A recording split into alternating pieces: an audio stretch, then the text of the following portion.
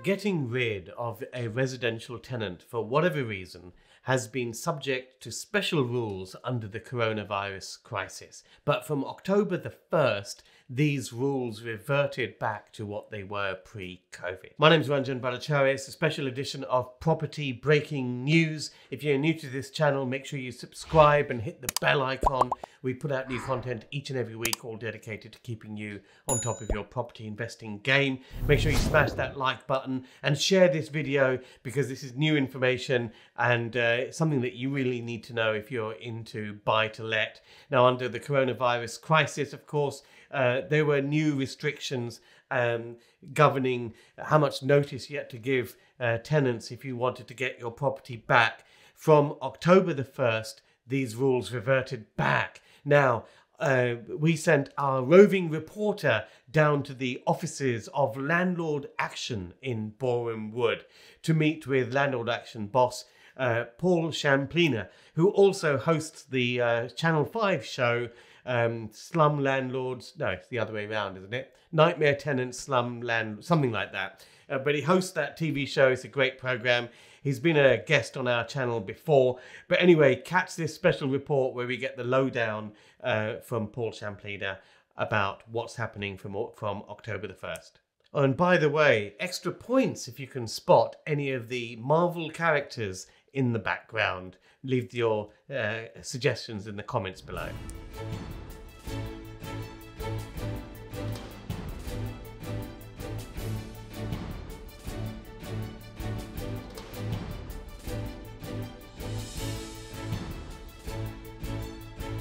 I'm here with Paul Shamplina, founder of Landlord Action and Chief Commercial Officer for Hamilton Fraser. Paul, thanks for joining me again. Pleasure to be here. You've been joining me on videos and talks and things for more than a decade. More, 15 years, I think. Absolutely. And you don't look any greyer. Well, thank you. Flattery will get you everywhere, as you know. Now, many people, when a tenancy goes wrong, or you need to serve notice, or you need to bring a tenancy to an end, many people come to Landlord Action to help them facilitate that. And of course, coronavirus has been, well, it's been deadly, but it hasn't been great news for landlords either, because the notice periods went up. But now it's going to, 1st of October, it's going to spring back to normal. Can you just talk us through what's happening? Most definitely, Imagine. So look, the 1st of October, we are back to normal pre-pandemic notice period. So for 18 months, the notice period has changed. We had court suspensions for 6 months. Yep. The notice periods went from 6 months to 4 months. From the 1st of October, the notice periods are going to be the Section 21, Form 6As are going back to 2 months, back to normal. And the Section 8 notices, which are rent arrears, breach of tenancy, they're going back to 14-day notices. So, 14 yeah, I mean, I can tell you now, since the courts reopened, which was the end of May, up to, for the last 3 months, we have been absolutely swamped at Landlord Action. I've taken on 3 solicitors in the last 4 months. So it's really busy. And possessions will become busier. We are seeing a real increase, Ranjan, of smaller landlords, the 1s and 2s and 3 landlords that are looking to serve Section 21 notices and get out. So just to reiterate then, when you serve a Section 21 notice, it's now going to be 2 months notice, and that's 2 months notice before you can then apply to the court for proceedings. So it's not 2 months and they're out with the bailiffs. Correct. And all of that. So there's 3 steps effectively. There's serving a notice if the tenant doesn't leave. Okay, and there's various reasons why one serves a Section 21 notices. Historically, actually, landlords have been serving it for rent arrears, or they want to move back in the property, or they want to sell the property, and all those various different reasons. But you have to serve a 2-month notice. If the tenant does not vacate after 2 months, then you have to issue court proceedings, go to court, obtain a possession order. That's timely because of backlogs and shortage of judges. And if the tenant still doesn't leave after the court order, then you've got to get the bailiffs in to do the eviction. Yes. Now, people will be watching this and they'll be saying, look, I actually served notice 2 weeks ago, and they would have had to have served 4 months notice. Correct. Yes. So what do they do about it now? Can they cancel that one? Can they supersede it? They can. You can supersede it. So you can serve another notice. And once you serve another notice, what will happen is it's a 2-month notice period. Okay. Now, do you recommend, now we all know that courts, quite frankly, sometimes they can be a bit of an ass in terms of technicalities. If you get a date wrong, if you get one thing wrong here and there, it can really sort of be a little bit of a problem. Do you recommend that landlords who want to serve a notice actually do it themselves, or get some help in making sure they've got all their ducks in a row before, so that they won't get thrown out in court, basically? It's a great question, Ranjan. I mean, look, I issued my first possession claim 30 years ago in 1991. You're supposed to say I don't look old enough. You don't look old enough. Thank you. You needed a prompt, mind you. So I started in law. Then obviously I was at the birth of buy-to-let and whatever.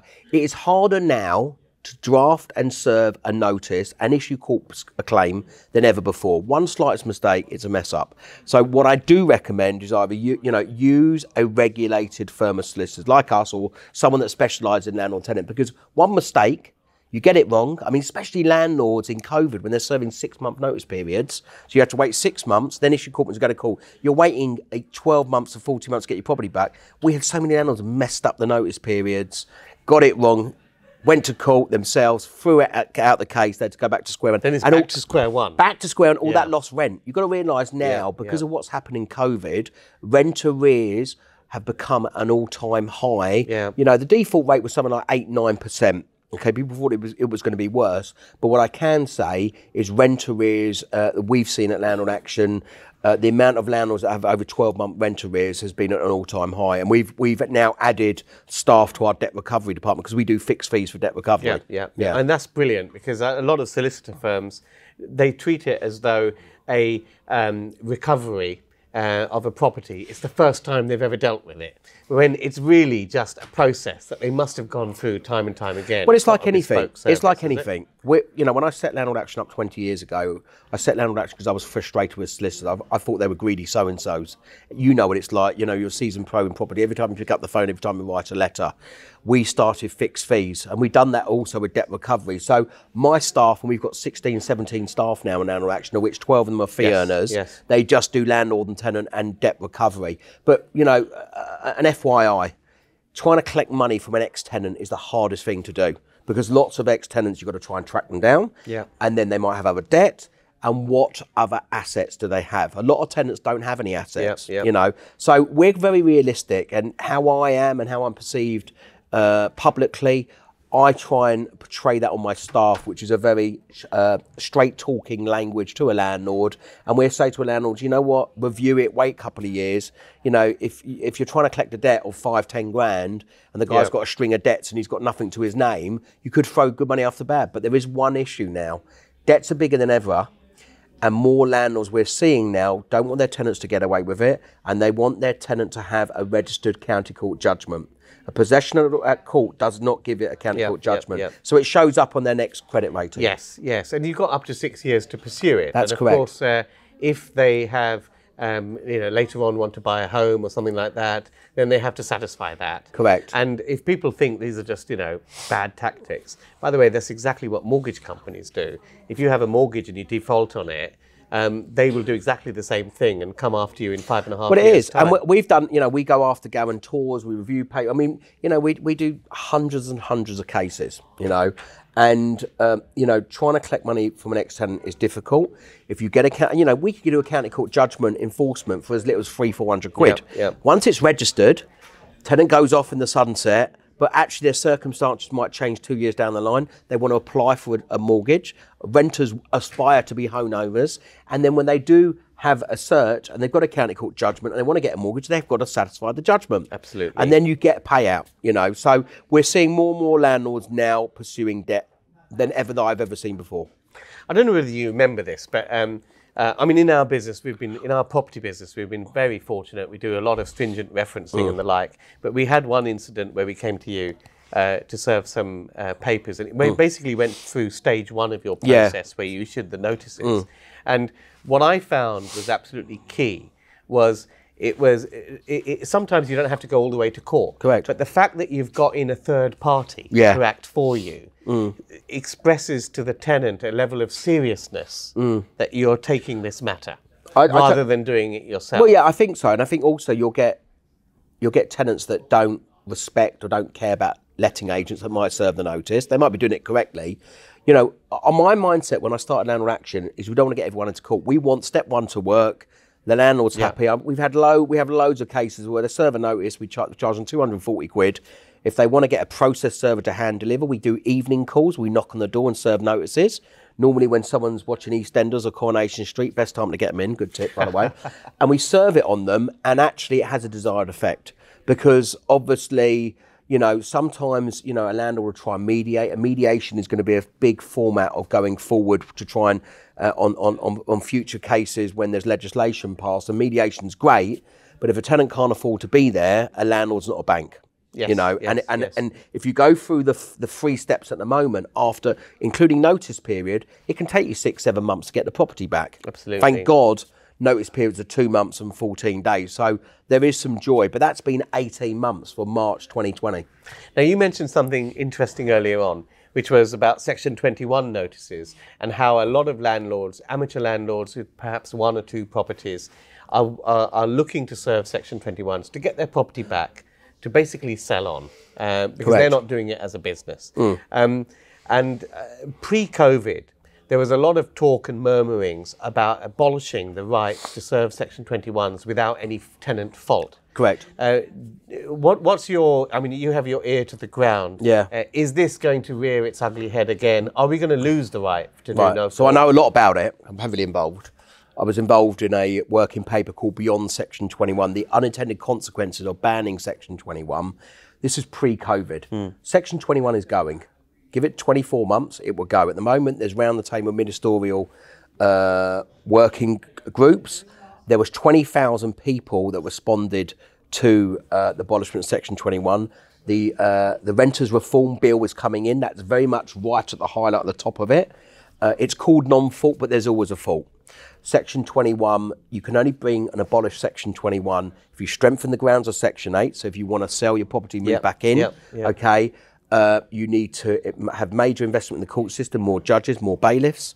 You need to, more importantly, you have to bring in some mediation, okay, and more importantly, you have to use high court enforcement bailiffs because county court bailiffs can't cope. So there will be a big effect. When you ban Section 21, it will have an effect on the more vulnerable tenants. There'll be a more stringent referencing.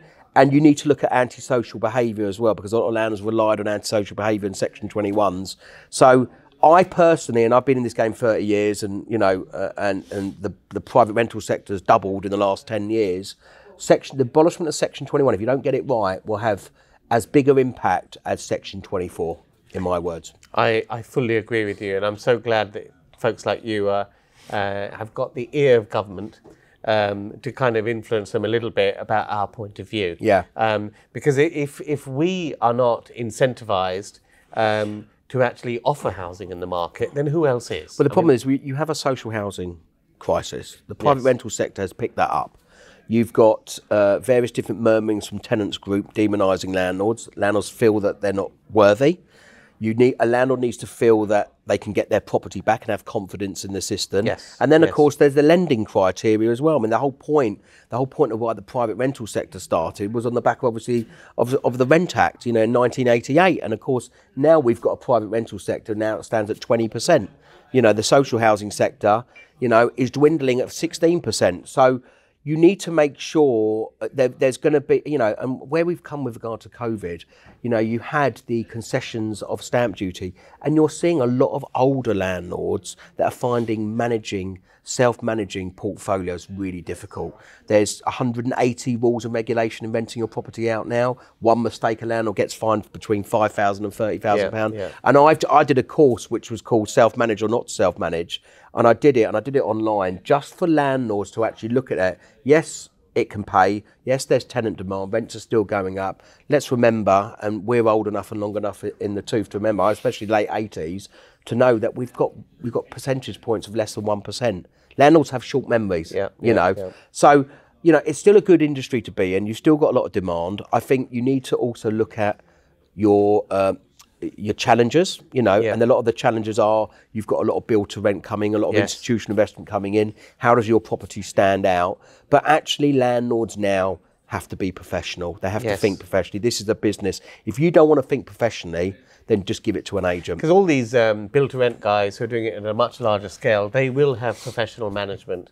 And that sort of level of customer service will then come into play. It's all about, we act at Hamilton Fraser, we act for lots of build-to-rent operators, and I put it to you like this, and you go to Wembley, and you're not far from Wembley like me in North London, you see all these blocks, you know, you've got a different type of dynamic of tenant. If I pay an extra 100, 150 quid a month from going to a private landlord, and I've got on-site security, I've got dog walking, I've got WeWork space, I've got yoga rooms, because I know you love yoga, right? And also you've got gyms, they're going to pick that over Mr. Joe Schmo who's got a flat above a shop. You know, the game has changed and landlords have to up their game, and you know, but it's still a good product, you know. I get you. And finally, I mean, I know you guys do a lot of advice in terms of government policy and all the rest of it, and feed into a lot of these discussion papers. Yeah. We've had yet another housing minister appointed, Michael Gove. You know, every year it's an annual event, isn't it?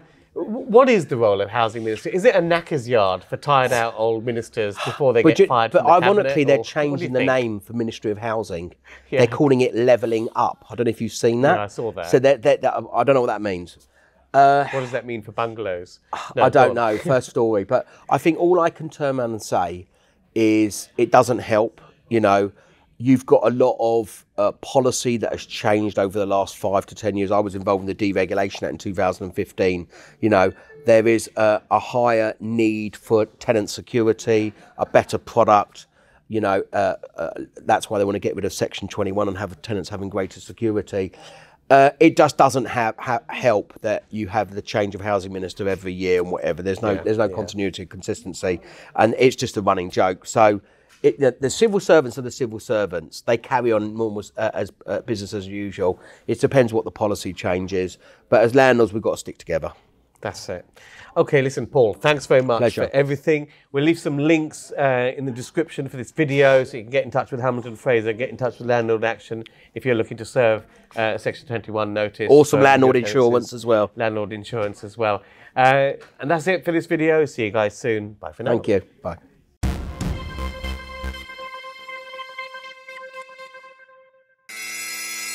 High streets across the land are changing forever.